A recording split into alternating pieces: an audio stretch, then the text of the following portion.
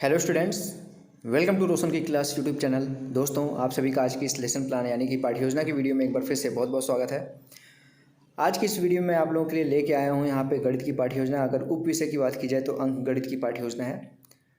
तो वीडियो अगर अच्छी लगे तो वीडियो को लाइक करिएगा और ऐसी ही वीडियो डेली बेसिस पे देखने के लिए पाठ्य योजना की वीडियो हो, किसी भी विषय का, किसी भी क्लास का, या फिर आपको सूक्ष्म शिक्षा पाठ्य योजना की वीडियो देखनी है तो आप लोग रोशन की क्लास यूट्यूब चैनल को सब्सक्राइब कर सकते हैं। साथ ही साथ बेल आइकन जरूर दबा के रखिए। तो देर नहीं करते हैं, चलिए स्टार्ट करते हैं आज की वीडियो। सबसे आप यहाँ पे सबसे ऊपर आप पाठ्य योजना संख्या लिखिएगा। जो भी संख्या होगी आपकी नंबरिंग करना है, आपको बस बताना होता है कि कौन सी पाठ्य योजना है ये। उसके बाद विद्यालय का नाम लिखना है, जिस विद्यालय में आप पाठ्य योजना पढ़ाने के लिए जाएंगे। दिनांक लिखना होता है, जिससे ये पता चलता है आपने किस डेट में कौन सी पाठ्य योजना पढ़ाई। उप विषय का अंक गणित का है, कक्षा 7वीं है। वर्ग है आपका, जो भी रहेगा अपने अनुसार यहाँ पे फिल कर लीजिएगा। विषय गणित का है और यहाँ पे कालांश देखेंगे तो सेकंड है आपका भी, जो कालांश होगा जिस पीरियड में आप जाएंगे चैप्टर को पढ़ाने, उसका नाम लिखना है। यहाँ पे नंबरिंग करनी है। कालांश को ही चक्र कहते हैं, दोनों चीज़ें सेम होती है। अवधि 35 मिनट का है और हमारा आज का जो प्रकरण है वो है घातांक। घातांक, ठीक है। अब हमारा लेसन प्लान का पहला हेडिंग आता है, जिसको कहते हैं हम सामान्य उद्देश्य।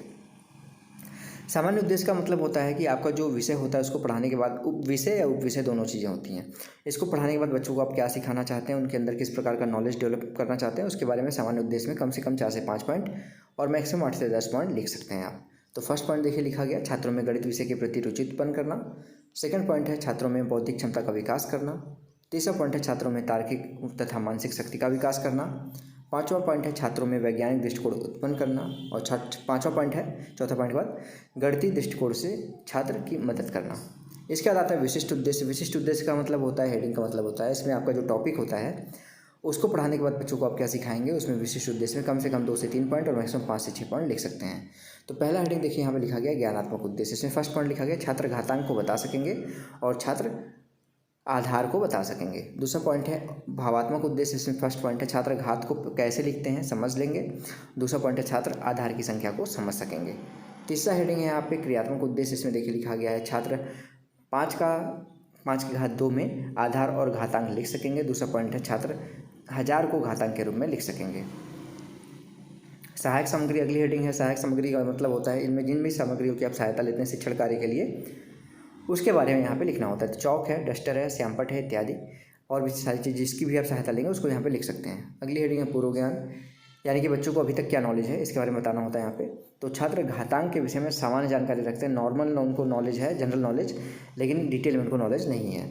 अब आता है लेसन प्लान का सबसे इंपॉर्टेंट हेडिंग, जिसको कहते हैं प्रस्तावना प्रश्न। प्रस्तावना प्रश्न देखिए इस तरीके से आपको बना लेना है। 3 कॉलम में क्रम संख्या, छात्राध्यापक या फिर छात्राध्यापिका का प्रश्न और छात्र क्रिया। छात्राध्यापिक लड़के हैं तो छात्राध्यापक होगा, लड़की हैं तो छात्राध्यापिका हो जाएगा। आप अपने अनुसार इसको लिख लीजिएगा।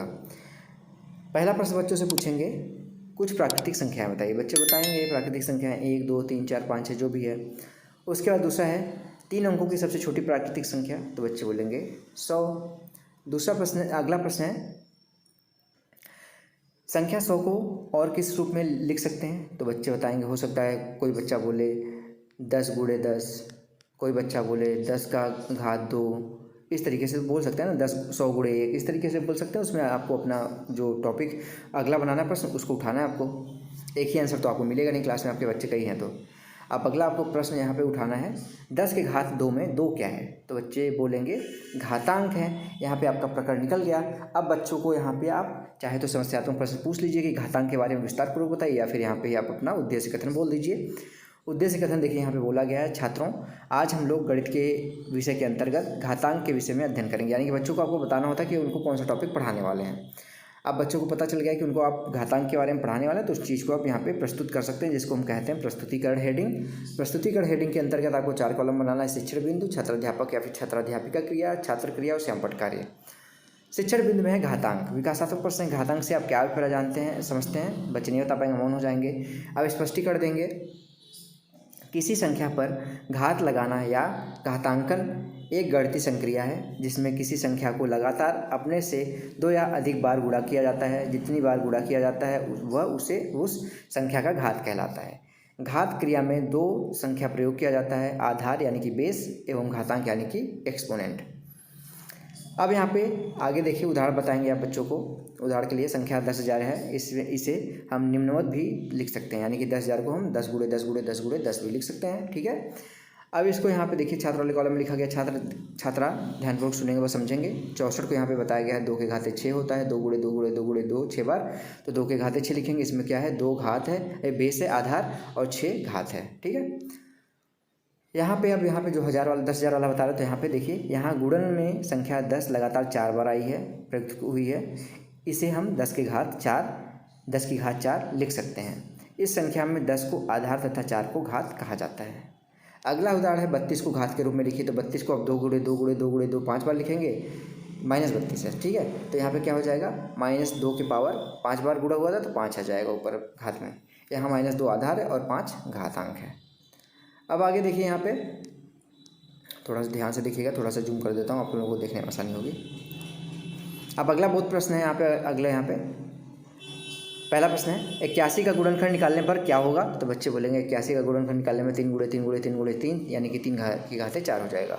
अगला प्रश्न है 3 के घाते 4 तथा 4 के घाते 3 में कौन सी संख्या बड़ी है। तो दोनों का निकाल लीजिए। 3 के घाते 4 81 होती है, तो 4 की घाते 3 64 होती है, तो आपको पता है 3 के घाते 4 बड़ा होगा 4 के घाते 3 से। शिक्षण विधि में अगर यहाँ पे बात की जाए तो प्रश्नोत्तर विधि थी, प्रश्न पूछ रहे थे। अब अगला यहाँ पे शिक्षण विधि, यहाँ पे शिक्षण बिंदु है घातांक के नियम। छात्र वाले कॉलम में देखिए लिखा गया है, छात्र घातांक के नियम के बारे में जान सकेंगे। विकासात्मक प्रश्न है, घातांक के कौन कौन से नियम है, बच्चे नहीं बता पाएंगे, मौन हो जाएंगे, स्पष्टीकरण देंगे। पहला नियम है, यहाँ पे देखिए ध्यान से देखिएगा, एक ही आधार वाली घातीय संख्याओं का गुणन निकालना। यानी कि a की पावर m है और a की पावर n है, यानी कि बेस से आपका आधार सेम है, तो यहाँ पे क्या हो जाएगा, घात जुड़ जाएंगे। घात क्या होते हैं, बेस सेम रहेगा, a रहेगा, और घात आपका m और n था तो m + n हो जाएगा। जैसे उदाहरण के लिए यहाँ पे 2 के घाते 3 और 2 के घाते 2 था, तो बेस तो सेम रहेगा, यानी 2 के घाते 3 + 2 हो जाएगा, यानी कि 2 के घाते 5 हो जाएगा। 4 के घाते 3 और 4 के घाते 2 है, तो 4 बेस सेम था तो 4 हो जाएगा, और 3 और 2 मिलकर 5 हो जाएंगे, 4 के घाते 5 हो जाएगा। नियम 2 है, एक ही आधार वाली घातीय संख्या का भाग निकालना। अगर यहाँ पे अगर इस तरीके से दिया जाए कोई संख्या a के पावर m अपॉन a के पावर n, तो क्या हो जाएगा, माइनस हो जाएगा। a के पावर बेस आपका सेम है और घात अलग अलग है, तो a के पावर m माइनस n हो जाएगा। उदाहरण के लिए 2 के घाते 5 बटे 2 के घाते 4 है, तो 2 बेस सेम था तो 2 के घाते 5 - 4 हो जाएगा, तो यहाँ पे 2 के घाते 1 आ जाएगा, यानी आंसर आ जाएगा 2। 4 के घाते 3 बटे 4 के घाते 1, तो ऊपर जाएगा 1 तो माइनस हो जाएगा, 4 के घाते 3 - 1 तो 4 के घाते 2, यानी कि 16 आ जाएगा इसका आंसर। छात्र वाले कॉलम में देखिए लिखा गया, छात्र ध्यानपूर्वक सुनेंगे और समझेंगे। ये व्याख्यान विधि थी, तो व्याख्यान विधि लिख दीजिए, दोनों प्रकार का यहाँ पर सूत्र लिख दीजिए। a की पावर m गुणे a की पावर n का हो जाता है a की पावर m + n, और a की पावर m बटे a की पावर n हो जाता है a की पावर m - n। ठीक है, अब आगे देखिए, यहाँ पे है अगला, यहाँ पे पॉइंट घातांक के नियम। छात्र घातांक के नियम के बारे में जान सकेंगे। तीसरा नियम है, यहाँ पे ध्यान से देखिए, तीसरा नियम में 2 नियम बता चुके हैं। किसी घात वाली संख्या का मान निकालना। a की पावर m पावर n था, तो a की पावर m गुणे n हो जाएगा, यहाँ पे देखिए। ठीक है, अब उदाहरण के लिए देखिए लिखा गया 5 के घाते 3 के पावर 2, तो 3 और 2 का क्या हो जाएगा, गुणा हो जाएगा, तो 5 के घाते 6 हो जाएगा। 4 बटे 7 के पावर 2 और उसके पावर 3 था, तो 4 बटे 7 के पावर 6 हो जाएगा। चौथा नियम है पृथक आधार तथा समान घात वाली संख्याओं का गुणन निकालना। सूत्र है a की पावर m इंटू b की पावर m। तो यहाँ पे क्या हो जाएगा, a और b अलग अलग आधार थे, तो इन लोगों का गुणा हो जाएगा, a गुणे b और पावर में m तो सेम था पावर, तो सबका पावर सेम हो जाएगा, m हो जाएगा। जैसे यहाँ पे उदाहरण देखिए, यहाँ पे लिखा गया है 2 के घाते 4 गुणे 3 के घाते 4, तो 2 और 3 अलग अलग हैं, तो 2 गुणे 3 हो जाएगा, और पावर में 4 दोनों में था, तो पावर पूरे का 4 हो जाएगा, होल पावर 4 हो जाएगा, यानी कि 2 गुणे 3 कितना होगा, 6, और 6 के घाते 4 हो जाएगा। अगला उदाहरण है 5 बटे 7 के होल पावर 3 गुणे 3 बटे 4 के पावर होल पावर 3, तो यहाँ पे 5 बटे 7 और 3 बटे 4 का गुणा हो जाएगा, और सभी के पावर 3 हो जाएगा, तो 15 ऊपर 15 हो जाएगा, 5 गुणे 3 और 7 चौका 28, 15 बटे 28 की पावर 3। पाँचवा नियम है पृथक आधार तथा समान घात वाली संख्याओं का भाग निकालना। a की पावर m भागे b के पावर m, तो यहाँ पे क्या हो जाएगा, a की पावर a बटे b के पावर m हो जाएगा। उदाहरण के लिए 8 के पावर 9 भागे 9 के पावर 9, तो 8 बटे 9 के पावर होल पावर 9 हो जाएगा। 3 बटे 4 के पावर 3 था, भाग दिए हैं 2 बटे 5 के पावर 3, तो क्या हो जाएगा, 3 बटे 4 बटे 2 बटे 5 के होल पावर 3। छठवां नियम है, यहाँ पे सूत्र है ब्रैकेट में a की पावर 0, हमेशा किसी के पावर 0 होगा तो वो 1 आएगा, और जो पावर होगा 0 वो 0 के बराबर नहीं हुआ, तो उदाहरण के लिए 8 के पावर 0 1 होगा। छात्र वाले कॉलम में देखिए लिखा गया, छात्र कथन को ध्यानपूर्वक सुनेंगे और समझेंगे, और सभी जो सूत्र अभी नियम बताएं उनको अलग अलग करके यहाँ पे लिख दीजिए श्यामपट पे। अब यहाँ पे आपका प्रस्तुतिकरण समाप्त होता आता है बोध प्रश्न देखिए। पहला प्रश्न है 128 को घात के रूप में लिखिए। 3 गुणे 4, 3 की पावर 4 गुणे 3 की पावर 2 का मान बताइए। तो यहाँ पे क्या है, बेस सेम था तो घात क्या हो जाएगा, जुड़ जाएगा, 3 की पावर 6 हो जाएगा। अगला है प्रश्न तीसरा, 3 की पावर 2 भागे 4 की पावर 2, तो 3/4 की पावर 2 हो जाएगा।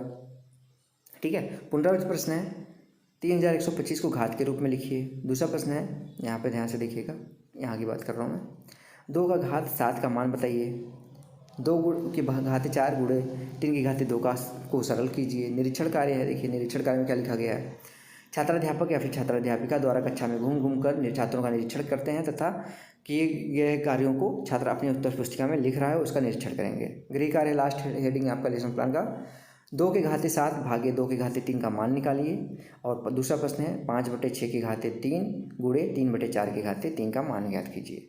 तो दोस्तों ये था आज का लेसन प्लान। अगर आज का लेसन प्लान आप लोगों को हेल्पफुल लगा हो, आप लोगों को इस वीडियो से लाभ मिली हो, तो प्लीज़ इस वीडियो को लाइक करिएगा। और इस वीडियो की अगर आप लोगों को PDF बिल्कुल फ्री में चाहिए तो रोशन की क्लास टेलीग्राम चैनल से जाके बिल्कुल फ्री में डाउनलोड कर सकते हैं। तो स्टूडेंट्स, वीडियो को लाइक करना मत भूलिएगा और चैनल को सब्सक्राइब जरूर कर लीजिए, जिससे मैं आप लोगों के लिए कोई वीडियो यहाँ पे बनाता हूँ उसका नोटिफिकेशन आप तक सबसे पहले पहुँचती रहे। तो फ्रेंड्स, मिलते हैं नेक्स्ट वीडियो में, तब तक के लिए आप सभी का बहुत बहुत धन्यवाद। जय हिंद, वंदे मातरम।